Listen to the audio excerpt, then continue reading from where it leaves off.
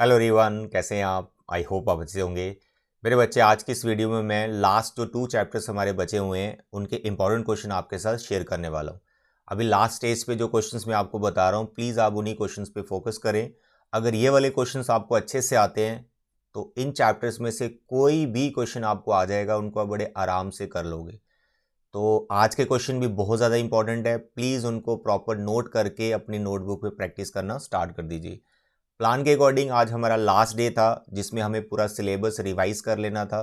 मैं भी थोड़ा लेट हो गया हूँ ये वीडियो बनाने में, बट अब नेक्स्ट जो कल वाला दिन है, that is 10th of March, उसका भी हाफ डे ले सकते हो इन दोनों चैप्टर्स को रिवाइज करने के लिए। फिर जो हाफ डे आपका बच जाएगा, मैंने आपको बोला था लास्ट डे जो हमारा होगा 10th ऑफ मार्च, उसमें आप 3 सैम्पल पेपर की प्रैक्टिस करना। आप 3 की जगह 2 सैम्पल पेपर की प्रैक्टिस कर लेना, और वो 2 सैम्पल पेपर आपको कौन से सैम्पल पेपर प्रैक्टिस करने? सीबीएसई वाले सैम्पल पेपर प्रैक्टिस करने, एकदम उनको परफेक्ट। अगर सीबीएसई के सैम्पल पेपर के सभी क्वेश्चंस आपको आते हैं, then go for other sample paper, like जो आपके स्कूल में प्री बोर्ड्स हुए थे उनको उठा लो, उनके क्वेश्चन सभी करो, या फिर कोई और सैम्पल पेपर की बुक आपके पास, वहां से कोई 2-3 सैम्पल पेपर की प्रैक्टिस कर लेना। बट जो सीबीएसई वाले सैम्पल पेपर हैं वो दोनों आपको आने चाहिए। अब 2 क्यों बोल रहा हूँ? एक सैम्पल पेपर तो ऑफिशियली जो उन्होंने, जिसका नाम ही सैम्पल पेपर बोल रखा है, तो वो था एक, राइट। सेकंड, जिसका नाम सैम्पल पेपर नहीं है बट उसमें जो टाइटल है that is additional questions for class 12th। तो एडिशनल क्वेश्चन से रिलेटेड मैंने वीडियो बना रखा है, आप सीबीएसई वेबसाइट पे जाओगे तो एडिशनल क्वेश्चंस भी आपको मिल जाएंगे, तो वो एडिशनल क्वेश्चन आपको करने, ठीक है, कल वाले दिन जो हाफ डे हमारा बच जाएगा। तो देखें आज की इस वीडियो में जो हमारे 2 चैप्टर्स हैं, that is LPP, linear programming problem and probability. बहुत लिमिटेड क्वेश्चन रखे हैं, बस इन्हीं पे फोकस करें। एलपीपी में बच्चों को डाउट रहता है कि स्टेटमेंट सम आएंगे या नहीं, बच्चे आ सकते हैं, ऐसा कुछ भी इसमें डिलीट नहीं है। और बाउंडेड एंड अनबाउंडेड रीजन दोनों टाइप के क्वेश्चन हमारे सिलेबस में, ठीक है। एंड प्रोबेबिलिटी में से हमारी लास्ट एक्सरसाइज डिलीट है, और जो हमारी 4th एक्सरसाइज है उसमें आपको मीन तक क्वेश्चंस करने हैं। स्टैंडर्ड डिविएशन या फिर वेरिएंस फाइंड करना आपको नहीं पूछा जाएगा, वो सिलेबस में नहीं है। प्रोबेबिलिटी डिस्ट्रीब्यूशन पूछा जा सकता है, या फिर मीन, प्रोबेबिलिटी डिस्ट्रीब्यूशन के साथ जो आप मीन फाइंड करते हो वो पूछा जा सकता है, ठीक है। स्टैंडर्ड डिविएशन एंड वेरिएंस नहीं पूछा जाएगा। और बाइनोमियल जो डिस्ट्रीब्यूशन 13.5 है वो टोटली डिलीट है। अभी मैं आपको बताने वाला हूं, देखो। तो chapter 12 LPP, linear programming problem. सबसे पहले हम एग्जाम्पल्स की बात करें तो बहुत सारी एग्जाम्पल्स भरी हुई हैं, तो आपको अभी लास्ट स्टेज पे सिर्फ इन 4 एग्जाम्पल्स को प्रैक्टिस कर लेना है। हो सके तो इन क्वेश्चंस को ग्राफ पेपर पे करो, ठीक है। एग्जाम में भी आपको अगर ये क्वेश्चन आता है एलपीपी का, तो ग्राफ पेपर पे ही आपको इसका ग्राफ बनाना होता है। ऐसे ही स्केल लेके मत बैठ जाना, ग्राफ की डिमांड करना, जहां आपके आंसर शीट के पीछे ग्राफ होता है वहां से ग्राफ लेके इसके क्वेश्चन को करना, ठीक है। तो एलपीपी की एग्जाम्पल्स आपने करनी है ओनली 4, ओके। अच्छा, मैं एमसीक्यूज यहां नहीं लिखे, हर एक्सरसाइज के एंड में जो एमसीक्यूज हैं इट इज अंडरस्टूड, वो करने हैं। मैं हर वीडियो में बताता हूं, मैं नहीं भी लिख रहा हूं, आपको वो करने ही करने, 100% वो एमसीक्यूज करने। उसमें से आपके जो 20 एमसीक्यूज हैं तो उन्हीं में से बन जाएंगे आपके सभी, ठीक है। देन एक्सरसाइज 12.1, इसमें टोटल 10 क्वेश्चन है। स्टार्टिंग के 6 आप टोटली छोड़ दो, कोई जरूरत नहीं उनको करने की। अब लास्ट के जो इसके 4 क्वेश्चन है उनको प्रैक्टिस कर लो, और ग्राफ पेपर पे प्रैक्टिस करना है इनको, ठीक है। कॉर्नर पॉइंट्स निकालना, बॉक्स बनाना, मिनिमम मैक्सिमम वैल्यू को ढूंढना, या फिर नो सोल्यूशन आ रहा है, या फिर किस तरह के सोल्यूशन है। एरिया जो आपका फिजिबल रीजन है वो अनबाउंडेड आ रहा है, तो अनबाउंडेड आ रहा है तो उसको कैसे हम मिनिमम मैक्सिमम वैल्यूज ढूंढते हैं, वो सब आपको पता होना चाहिए। तो इन 4 क्वेश्चंस में सभी टाइप के क्वेश्चन आपके कवर हो जाते हैं, ठीक है। 12.1 के लास्ट के 4 question, they are very important. हो सकता है इसी में से कोई क्वेश्चन एक आपको मिले।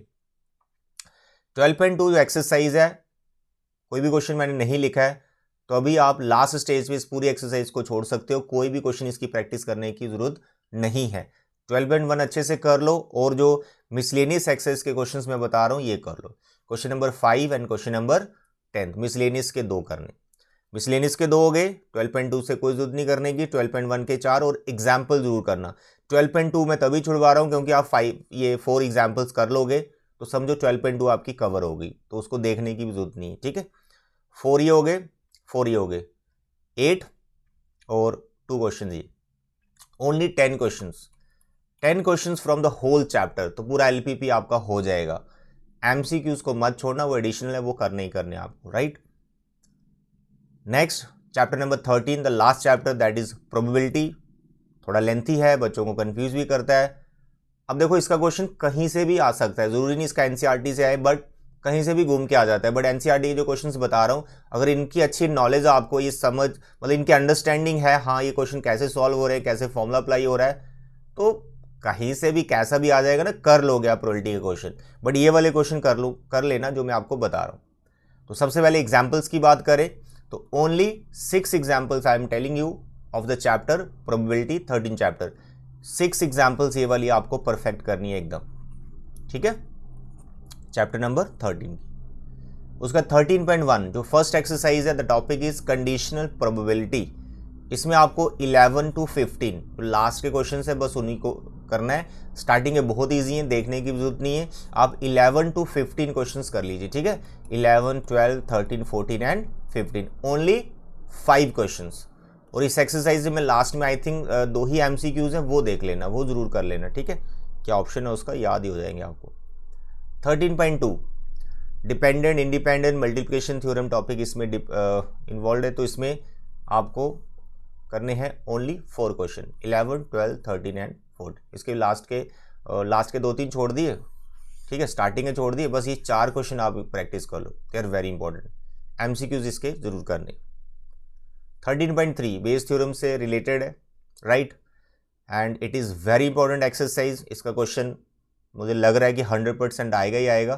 तो अगर इन 4 से आपकी बात नहीं बन रही है, या फिर आपको लग रहा है यार सर बहुत कम क्वेश्चन बता दिए, तो पूरी एक्सरसाइज को आप देख सकते हो। बट मेरे according these 4 questions are very important, और जिनको ये 4 क्वेश्चंस की नॉलेज है, ये कैसे हो रहे हैं, उनको पूरी एक्सरसाइज आती है। बस ये 4 क्वेश्चंस आपको अच्छे से आने चाहिए, एग्जाम्पल्स तो करनी ही करनी है। 13.4 प्रोबेबिलिटी डिस्ट्रीब्यूशन एंड मीन, बस ये 2 टॉपिक है। वेरिएंस जिस क्वेश्चन में पूछा है, जहां स्टैंडर्ड डिविएशन में पूछा है, तो वेरिएंस और स्टैंडर्ड डिविएशन आपको नहीं निकालना है, लेकिन उन क्वेश्चंस में आपको प्रोबेबिलिटी डिस्ट्रीब्यूशन तक चले जाना है, मतलब आना चाहिए प्रोबेबिलिटी डिस्ट्रीब्यूशन कैसे निकाल रहे हैं। आगे वेरिएंस एंड स्टैंडर्ड डिविएशन नहीं, मीन तक आपको आएगा। तो मैंने इस एक्सरसाइज में आपको सिर्फ बताए हैं only 3 question, 7th, 8th and 12th, और इसमें भी कुछ एमसीक्यूज हैं जो मैंने यहाँ पे नहीं लिखे हैं, आपको 100% वो एमसीक्यूज करने हैं, ओके। 13.5 कंप्लीटली डिलीट है, इसको नहीं करना है, देखना भी नहीं अभी लास्ट स्टेज पे। Then the last miscellaneous exercise, बहुत सारे क्वेश्चंस हैं, और इसमें कुछ क्वेश्चंस ऐसे हैं जो सिलेबस में नहीं है, यानी बाइनोमियल डिस्ट्रीब्यूशन से रिलेटेड है। तो जो बच गए उसमें भी मैंने कुछ सिलेक्टिव लिए यहाँ पर, only 4 questions, question 2, question 3, question 15 and question 16। इसके भी लास्ट में 2-3 एमसीक्यूज हैं, वो भी जरूर कर लेना, दैट्स ऑल।